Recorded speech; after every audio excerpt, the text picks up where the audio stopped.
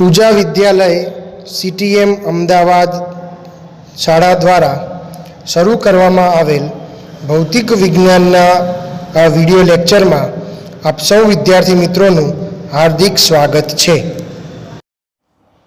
Hello friends, આપણે last લેક્ચરમાં વિદ્યુત ક્ષેત્ર વિશે માહિતી મેળવવાની શરૂઆત કરી હતી. હવે આપણે અહીંયા વિદ્યુત ક્ષેત્ર વિશે થોડી ચર્ચા કરવાની છે કે વિદ્યુત ક્ષેત્ર એટલે શું. તો એક સિમ્પલ તમને વ્યાખ્યા આપું તો વિદ્યુત ક્ષેત્ર કોને કહેવાય, તો એના માટે અહીંયા એક સૂત્ર લખીશ, E બરાબર F/Q. E બરાબર F/Q નો મતલબ શું થાય, તો કે વિદ્યુત ક્ષેત્ર એ એકમ વિદ્યુત ભારના લીધે ઉત્પન્ન થતા બળના જેટલું હોય છે. એટલે કે વિદ્યુત ક્ષેત્ર શું છે, તો કે એક પ્રકારનું બળ છે. જો એક કુલમ વિદ્યુત ભાર લેવામાં આવે તો આપણે અહીંયા આકૃતિને સમજીએ પહેલાં કે આકૃતિના ઉદ્ગમ બિંદુ ઉપર અહીંયા ત્રિપરિમાણ આપણે લીધેલું છે. ત્રિપરિમાણમાં આપણી પાસે અહીંયા જે આકૃતિ છે એ ત્રિપરિમાણમાં દોરેલી છે. ત્રિપરિમાણમાં ઉદ્ગમ બિંદુ O પર વિદ્યુતભાર Q મૂકેલો છે. X, Y અને ઝેડમાં કોઈ એક વિદ્યુતભાર Q0 P બિંદુ ઉપર મૂકેલો છે. આ Q0ને આપણે પરીક્ષણ વિદ્યુતભાર કહીએ છીએ. કેમ પરીક્ષણ વિદ્યુતભાર કહીએ છીએ? કારણ કે આપણે આ વિદ્યુતભારનો ઉપયોગ શેના માટે કરીશું, તો કે આ Q વિદ્યુતભાર દ્વારા, જે કેપિટલ Q છે એ વિદ્યુતભાર દ્વારા આ Q0 વિદ્યુતભાર ઉપર કેટલું વિદ્યુત ક્ષેત્ર ઉત્પન્ન થશે એની આપણે ચકાસણી કરવાના છીએ. તો એ ચકાસણી કરવા માટે આપણે એનો ઉપયોગ કરીએ છીએ, એટલે આપણે એને પરીક્ષણ વિદ્યુતભાર કહીએ છીએ. તો વિદ્યુત ક્ષેત્રની તીવ્રતાનું મૂલ્ય નક્કી કરવા માટે વપરાતા વિદ્યુતભારને એટલે કે Q0ને પરીક્ષણ વિદ્યુતભાર કહે છે. એટલે જો હું અહીંયા Q0 લખું તો પણ ખોટું નથી. તો સૌ પ્રથમ આપણે કુલમ્બના નિયમ અનુસાર Q વિદ્યુતભારને લીધે Q0 પર લાગતું બળ લઈએ તો F સદિશ R સદિશ એટલે કે R જેટલા સ્થાન સદિશે રહેલા કોઈ વિદ્યુતભાર ઉપર લાગતું બળ મારે શોધવાનું છે. તો 1/4πε0 Q × Q0, આ Q છે, આ Q0 છે ને આ Q છે, બંને વચ્ચે બળ લાગે છે. Q × Q0/R², R caret. ફરીથી યાદ કરાવી દઉં, સદિશ લખતા હોય એટલે એકમ સદિશ હોવો જરૂરી છે, નહીં તો અડધો માર્ક્સ કપાય છે એક્ઝામમાં. ધારો કે આપણે એવું કહીએ તો પછી એની ઉપર ઉત્પન્ન થતું વિદ્યુત ક્ષેત્ર કેટલું, તો કે E સદિશ ઓફ R સદિશ ઇઝ ઇક્વલ ટુ F સદિશ ઓફ R સદિશ અપોન Q0 બરાબર 1/4πε0, જેને આપણે Q × Q0/R² × R કેરેટ ભાગ્યા શું કરીશું, Q0 કરીશું. Q0 કેન્સલ થતાં આપણને છેલ્લું સૂત્ર જેનું મળે છે એ છે E સદિશ ઓફ R સદિશ બરાબર 1/4πε0 Q/R² R કેરેટ. અને આનો એકમ નક્કી કરીએ તો બળનો એકમ ન્યૂટન અને Qનો એકમ કુલમ, તો ન્યૂટન પર કુલમ્બ. અને બીજો એકમ છે વોલ્ટ પર મીટર. આ એકમ આપણે સાબિત કરીશું, આપણે ભણવાના છીએ. આ એકમ આપણે સાબિત કરીશું. એ શેના દ્વારા સાબિત કરીશું, તો કે એ ચેપ્ટર નંબર 2માં આવશે. વિદ્યુત સ્થિતિમાનના આધારે આપણે એને સાબિત કરવાના છીએ. એકમ હોય એટલે એનું પારિમાણિક સૂત્ર પણ મળે. તો એનું પારિમાણિક સૂત્ર થશે M1 L1 T-3 A-1. તો વિદ્યુત ક્ષેત્રની આપણે અહીંયા ચર્ચા કરી. તો હવે વિદ્યુત ક્ષેત્રને લગતા આપણે કેટલાક કોન્સેપ્ટ જોવાના છે. વિદ્યુત ક્ષેત્રને લગતા આપણે કોન્સેપ્ટમાં પહેલો કોન્સેપ્ટ છે કે એના જરૂરી મુદ્દા કયા. તો વિદ્યુત ક્ષેત્રના આપણે જરૂરી મુદ્દા લઈએ તો શરૂઆત કરીએ કે પહેલાં તો એનું સૂત્ર છે. એનું સૂત્ર શું છે તો કે ભાઈ વિદ્યુત ક્ષેત્રના જરૂરી મુદ્દામાં પહેલું જ એનું સૂત્ર છે ઈ સદિશ બરાબર કે Q upon R square R caret. જો એમાં તમે Q0 બરાબર 1 કુલમ્બ લઈ લો, એટલે મેં તમને પહેલાં જ કીધું એકમ વિદ્યુત ભાર લઈ લો, તો એકમ વિદ્યુત ભાર માટે જેટલું એનું વિદ્યુતીય બળ થાય એટલું જ એનું વિદ્યુત ક્ષેત્ર થાય. બરાબર છે. પછી બીજું, વિદ્યુત ભાર Q વડે ઉદ્ભવતું વિદ્યુત ક્ષેત્ર ઈ સદિશ ને પરીક્ષણ વિદ્યુતભાર Q0ના પદમાં વ્યાખ્યાયિત કર્યું હોવા છતાં તે Q0થી સ્વતંત્ર છે. એનો મતલબ એવો થયો કે તમે Q0 લઈને અન્ય વિદ્યુતભાર વડે કેટલું વિદ્યુત ક્ષેત્ર ઉત્પન્ન થાય છે એ આપણે સાબિત કરી છે અથવા તો ચકાસણી કરીએ છીએ. તેમ છતાં પણ વિદ્યુત ક્ષેત્રના સૂત્રમાં Q0 આવતું નથી. એનો મતલબ એવો થયો કે બળ છે એ Q0ના સમપ્રમાણમાં છે. બળ છે એ Q0ના સમપ્રમાણમાં છે, પરંતુ E છે એમાં Q0નું કોઈ અસ્તિત્વ નથી. એટલે કે તમે પરીક્ષણ વિદ્યુતભાર ગમે તેટલા મૂલ્યનો લો છો, પણ જેના દ્વારા વિદ્યુત ક્ષેત્ર ઉત્પન્ન થાય છે એના વિદ્યુત ક્ષેત્રની તીવ્રતામાં કોઈ ફેરફાર થતો નથી. જો વિદ્યુતભાર આપણે જે લીધેલો છે, આપણે જે વિદ્યુતભાર લીધો છે, જો એ વિદ્યુતભાર ધન વિદ્યુતભાર હોય તો વિદ્યુત ક્ષેત્રની તીવ્રતા એની દિશા એ ત્રિજ્યાવર્તી દિશામાં બહારની તરફ હોય છે. એટલે કે અહીંયા જો ધન વિદ્યુતભાર છે તો એ ધન વિદ્યુતભારના વિદ્યુત ક્ષેત્રની દિશા બહારની તરફ આ રીતે હોય છે, બહારની તરફ હોય છે. જો વિદ્યુતભાર જો ઋણ વિદ્યુતભાર હશે તો વિદ્યુત ક્ષેત્રની ત્રિજ્યાવર્તી દિશામાં અંદરની તરફની દિશા ધરાવતો હશે. તો અહીંયા જે વિદ્યુતભાર આપણે લીધેલો છે એ વિદ્યુતભારની દિશા જે છે એ દિશા એ વિદ્યુત ક્ષેત્રની દિશા અંદરની તરફ હશે. ચોથો મુદ્દો એવો છે કે જેનું મૂલ્ય છે 1/r એટલે કે અંતરના વ્યસ્ત પ્રમાણમાં છે. એટલે જે તે વિદ્યુત ક્ષેત્ર આપણે અહીંયા ભણીએ છીએ એ વિદ્યુત ક્ષેત્રનું મૂલ્ય એ જે વિદ્યુતભાર આપણે મૂક્યો છે એ વિદ્યુતભારથી કેટલા અંતરે અન્ય વિદ્યુતભાર રહેલો છે એના વ્યસ્ત પ્રમાણમાં હોય છે. એટલે કે જેમ તમે દૂર તરફ જતા જાઓ, અંતર વધારતા જાઓ, વિદ્યુત ક્ષેત્રની તીવ્રતામાં શું થાય છે? ઘટાડો થાય છે. Q વિદ્યુતભારથી સમાન અંતરે આવેલા બિંદુઓ પર વિદ્યુતભારનું મૂલ્ય સમાન હોય છે. આને આપણે થોડું સમજવો પ્રયત્ન કરીએ કે ધારો કે આપણી પાસે અહીંયા જે કોઈ વિદ્યુતભાર છે Q વિદ્યુતભાર, એ Q વિદ્યુતભારથી ધારો કે 5 મીટરના અંતરે કોઈ બીજો વિદ્યુતભાર છે, અહીંયા છે. અહીંથી કોઈ 5 મીટરના અંતરે અહીંયા બીજો કોઈ વિદ્યુતભાર છે, અહીંથી કોઈ 5 મીટરના અંતરે અહીંયા કોઈ વિદ્યુતભાર છે, અહીંથી કોઈ 5 મીટરના અંતરે અહીંયા કોઈ વિદ્યુતભાર છે. એટલે કે વિદ્યુતભાર Qથી સમાન અંતરે જેટલા વિદ્યુતભાર હશે એના ઉપર વિદ્યુત ક્ષેત્રનું મૂલ્ય કેવું હશે? સમાન હશે. તેને આપણે ગોલીય સમિતિ કહીએ છીએ. એટલે ગોલીય સમિતિ છે એ શું દર્શાવે છે કે ગોળાના કેન્દ્રમાં રહેલા વિદ્યુતભારને લીધે ગોળાના દરેક બિંદુ ઉપર સમાન અસર જોવા મળે છે. અને આપણને ખબર છે કે કેન્દ્રથી સમાન અંતર શેમાં જોવા મળે? તો ગોળાકારમાં જ જોવા મળે. તો આ કેટલાક જરૂરી મુદ્દા હતા, એ વિદ્યુત ક્ષેત્રના મુદ્દા છે. આપણે હવે ચર્ચા કરીએ કે વિદ્યુત ક્ષેત્રનું વ્યાપક સ્વરૂપ કેવી રીતે મેળવી શકાય. કારણ કે આપણી પાસે ફક્ત 2 વિદ્યુતભાર નથી, આપણી પાસે ઘણા બધા વિદ્યુતભાર હોઈ શકે છે. તો આપણે ઘણા બધા વિદ્યુતભારોનું આપણે મૂલ્ય મેળવવું છે વિદ્યુત ક્ષેત્રનું. તો આપણે શું કરી શકાય? તો કે શરૂઆત કરીએ આપણે એક આકૃતિથી.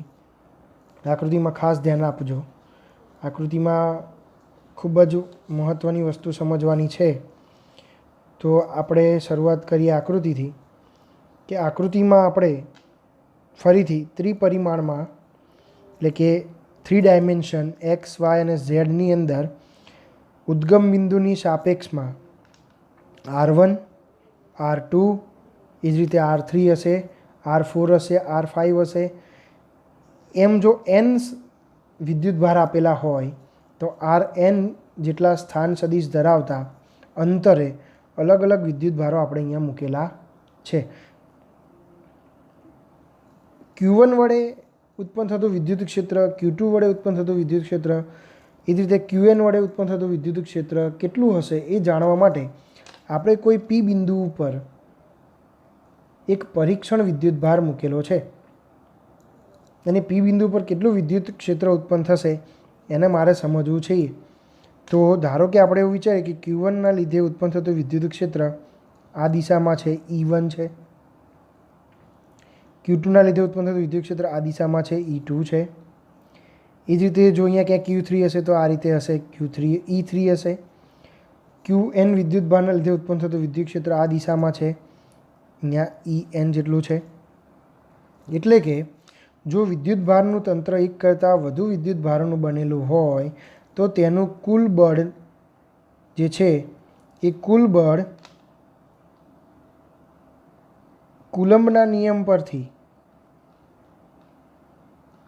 કુલ બળ જે છે એ કુલ બળ કુલમ્બના નિયમ પરથી વિદ્યુત ક્ષેત્ર પણ સંપાતના સિદ્ધાંત મુજબ શોધી શકાય છે.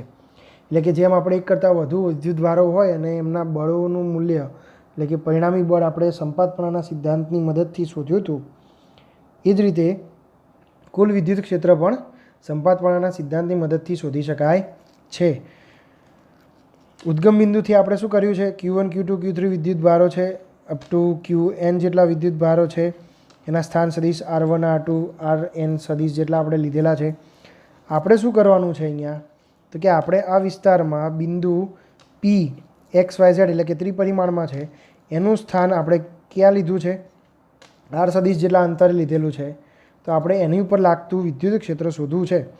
તો આપણે શરૂઆત કરીએ કે Q1ના લીધે P બિંદુ પર વિદ્યુત ક્ષેત્ર કેટલું, તો આપણું જે સૂત્ર છે એ સૂત્ર પ્રમાણે લખી દઈએ તો કે E1 સદિશ બરાબર 1/4πε0 Q1/R1² R1 કેરેટ.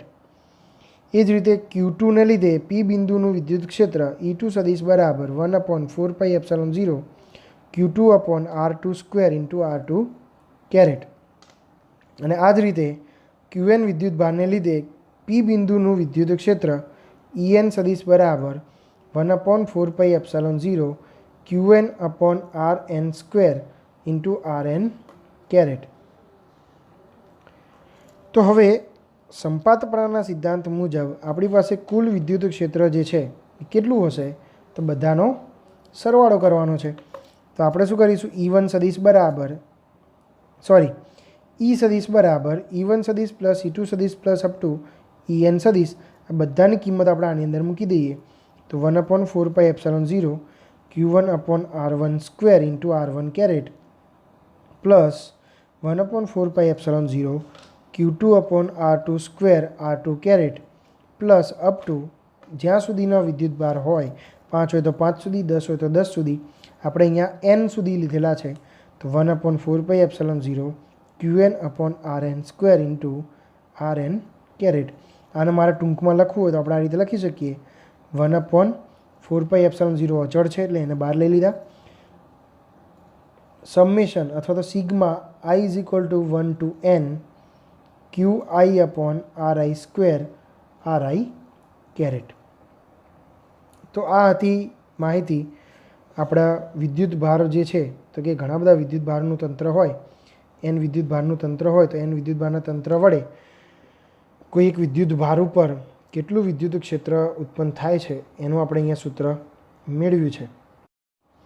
હવે આપણે ચર્ચા કરવાના છીએ વિદ્યુત ક્ષેત્ર રેખાઓ વિશે.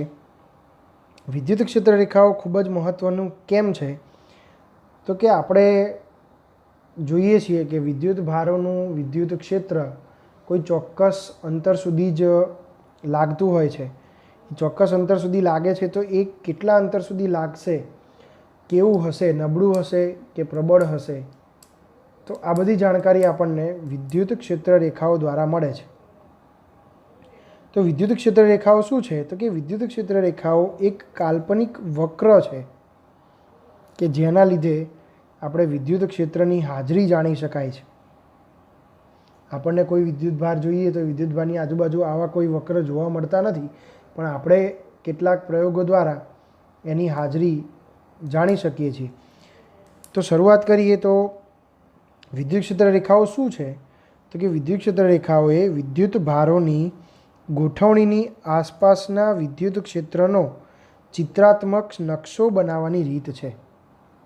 કેવી હશે એ હું તમને હમણાં આકૃતિમાં દર્શાવું છું, આકૃતિમાં બતાવું છું.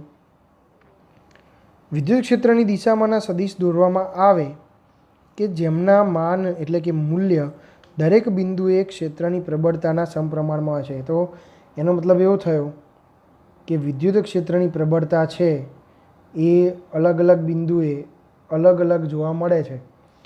જો આપણે આ સૂત્રને ધ્યાનમાં લઈએ તો E બરાબર KQ/R² પરથી અંતરના વર્ગના વ્યસ્ત પ્રમાણમાં હોય છે. એટલે કે વિદ્યુત ક્ષેત્ર રેખાઓ વિદ્યુત ક્ષેત્ર દર્શાવતી હોય એ વખતે વિદ્યુત ભારથી દૂર જતાં તેની પ્રબળતા ઘટે છે અને તે નાની થાય છે અને હંમેશા ત્રિજ્યાવર્તી દિશામાં બહારની તરફ હોય છે. એની આપણે વ્યાખ્યા જોઈએ તો કે વિદ્યુત ક્ષેત્ર રેખાઓ એ વિદ્યુત ક્ષેત્રમાં એવી રીતે દોરેલ વક્ર છે કે તેના કોઈ બિંદુએ દોરેલ સ્પર્શક તે બિંદુ પાસે પરિણામી વિદ્યુત ક્ષેત્રની દિશા દર્શાવે છે. એટલે કે વિદ્યુત ક્ષેત્રની દિશા જાણવા માટે પણ ક્ષેત્ર રેખાઓ ખૂબ જ જરૂરી છે. ખાસ કરીને આપણે સમજવાની છે એની લાક્ષણિકતાઓ. લાક્ષણિકતાઓ 2 માર્ક્સમાં પૂછી શકાય એવી છે. તમને એવું પૂછી શકાય કોઈ પણ 4 લાક્ષણિકતાઓ અથવા કોઈ પણ 5 લાક્ષણિકતાઓ આકૃતિ સહ સમજાવો.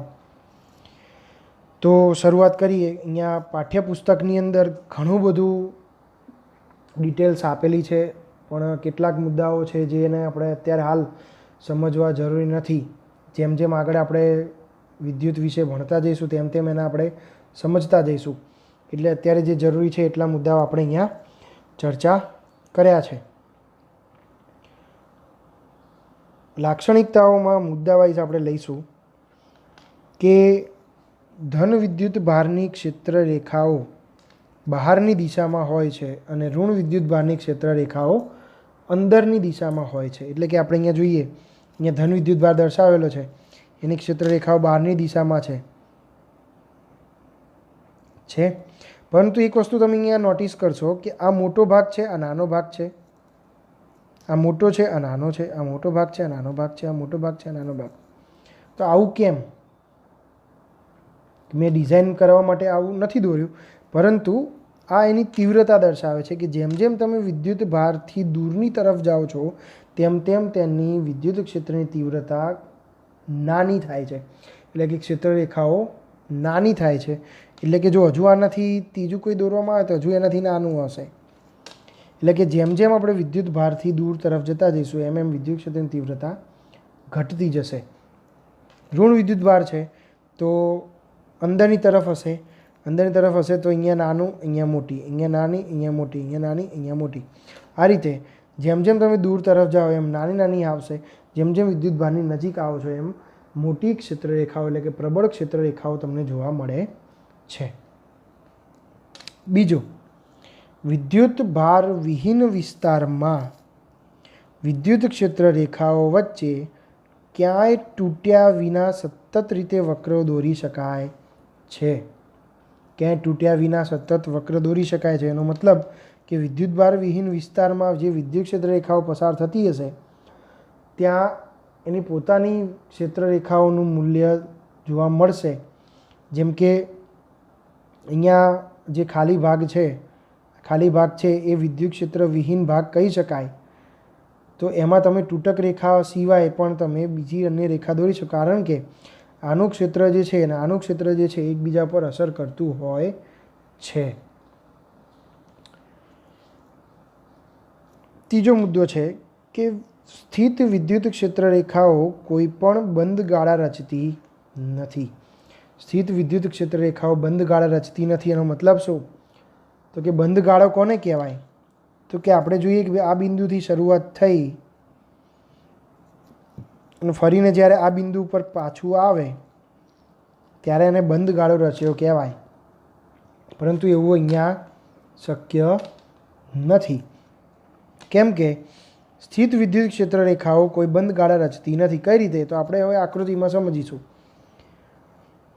આપણે અગાઉ એવું કીધું કે વિદ્યુત ક્ષેત્ર રેખાઓ ધન વિદ્યુતભારમાંથી બહાર નીકળે છે અને ઋણ વિદ્યુતભારમાં અંદરની તરફ જાય છે. તો આ આકૃતિ આપણે અહીંયા સમજીએ તો આકૃતિમાં આપણે એક ધન વિદ્યુતભાર અને એક ઋણ વિદ્યુતભાર લીધેલો છે. ધન વિદ્યુતભારમાંથી ક્ષેત્ર રેખાઓ બહારની તરફ નીકળે છે અને ઋણ વિદ્યુતભારમાં દાખલ થાય છે. ધન વિદ્યુતભારમાંથી બહાર નીકળે છે, ઋણ વિદ્યુતભારમાં દાખલ થાય છે. ધન વિદ્યુતભારમાંથી બહાર નીકળે છે, ઋણ વિદ્યુતભારમાં દાખલ થાય છે. ધન વિદ્યુતભારમાંથી બહાર નીકળે છે, ઋણ વિદ્યુતભારમાં દાખલ થાય છે. એનો મતલબ એવો થયો કે વિદ્યુત ક્ષેત્ર રેખાઓનું ઉદ્ભવવાનું શરૂઆત ધન વિદ્યુતભારમાંથી થઈ અને અંત ક્યાં પામે છે? તો કે ઋણ વિદ્યુતભારમાં જ અંત પામે છે. એનો મતલબ કે ઋણ વિદ્યુતભારમાંથી પાછી ધન વિદ્યુતભારમાં આવતી નથી, એટલે કે આવો કોઈ બંધ ગાળો રચતી નથી. ખ્યાલ આવી ગયો? આગળ જોઈએ તો કે બે ક્ષેત્ર રેખાઓ કદી એકબીજાને છેદતી નથી. કદી એકબીજાને છેદતી નથી એનો બહુ મોટો અર્થ નીકળે છે કે આ બંને ક્યારેય ભેગી થશે નહીં. આ બંને ક્ષેત્ર રેખાઓ આ રીતે ભેગી થશે નહીં.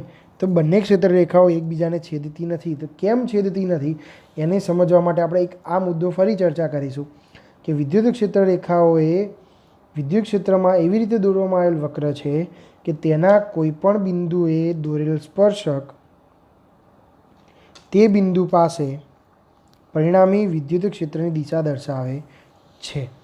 તો આપણે સમજવું છે.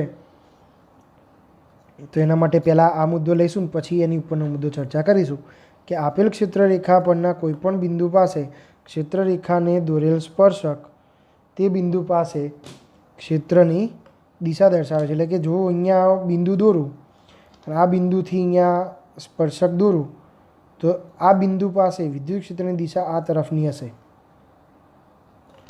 એ રીતે જો આ બિંદુએ લેવામાં આવે તો આ બિંદુએ સ્પર્શક દોરો તો અહીંયા વિદ્યુત ક્ષેત્રની દિશા આ તરફની હશે. અહીંયા તમે લેવામાં આવે તો આ તરફની હશે. તો હવે એવું થયું કે એક બિંદુ જે દોરીએ છીએ આપણે એ બિંદુ ક્ષેત્રરેખામાં વિદ્યુત ક્ષેત્રની દિશા દર્શાવે છે. હવે ધારો કે જો આપણે ઊંધું વિચારીએ કે ધારો કે કદાચ જો એકબીજાને છેદતી હોત તો શું થાત? ધારો કે એ બંને એકબીજાને છેદતી હોત તો એક વિદ્યુત ક્ષેત્ર રેખા ધારો કે આમ જતી હોત, બીજી વિદ્યુત ક્ષેત્ર રેખા ધારો કે આમ જતી હોત. તો આ બે વિદ્યુત ક્ષેત્ર રેખા ધારો કે એકબીજાને છેદતી હોત તો દરેક બિંદુએ આપણે સ્પર્શક દોરી શકીએ. તો આ બિંદુએ આપણને બે સ્પર્શક મળે, એક આ દિશાનો સ્પર્શક મળે, એક આ દિશાનો સ્પર્શક મળે. અને એનો મતલબ એવો થયો કે એક જ બિંદુએ વિદ્યુત ક્ષેત્રની બે દિશા મળી, એક આ અને એક આ, જે શક્ય નથી. એટલે કે ચોક્કસ દિશા હોત જ નહીં જો છેદતી હોત તો. એટલા માટે આપણે કીધું કે બે ક્ષેત્ર રેખાઓ કદી એકબીજાને છેદતી નથી. જો છેદતી હોત તો છેદન બિંદુએ ક્ષેત્રને કોઈ એક ચોક્કસ દિશા ના હોત, જે શક્ય નથી. કારણ કે વિદ્યુત ક્ષેત્ર એ સદિશ રાશિ છે એટલે કોઈ ચોક્કસ દિશા તો એક જગ્યાએ હોવી જ જોઈએ. સાતમો મુદ્દો આપણે જોઈએ તો કે સમાન વિદ્યુત ક્ષેત્ર દર્શાવતી ક્ષેત્ર રેખાઓ એકબીજાને સમાંતર અને એકબીજાથી સમાન અંતરે હોય છે. જો આ બંને વિદ્યુત ક્ષેત્ર સમાન હશે તો આ બધી એકબીજાને સમાંતર હશે, એટલે કે બધા વચ્ચેનું અંતર સમાન હશે અને એકબીજાથી સમાન અંતરે હશે. એટલે કે એકબીજાથી એમનું અંતર પણ કેવું હશે? સમાન હશે. અને છેલ્લો મુદ્દો, વિદ્યુત ક્ષેત્ર રેખાઓ વિદ્યુત ભારની નજીક ગીચ હોય છે. એટલે કે અહીંયા તમે જોશો તો વિદ્યુત ભારની નજીક ગીચ વિસ્તારમાં જોવા મળે છે. તેથી ત્યાં વિદ્યુત ક્ષેત્ર કેવું હોય છે? પ્રબળ હોય છે. અને વિદ્યુત ભારની દૂર એટલે કે અહીંયા તમે જુઓ તો છૂટી જોવા મળે છે. તો ત્યાં આગળ દૂરના વિસ્તારમાં વિદ્યુત ક્ષેત્ર રેખાઓ છૂટી હોય છે. તેથી ત્યાં વિદ્યુત ક્ષેત્ર નિર્બળ હોય છે, નબળું હોય છે.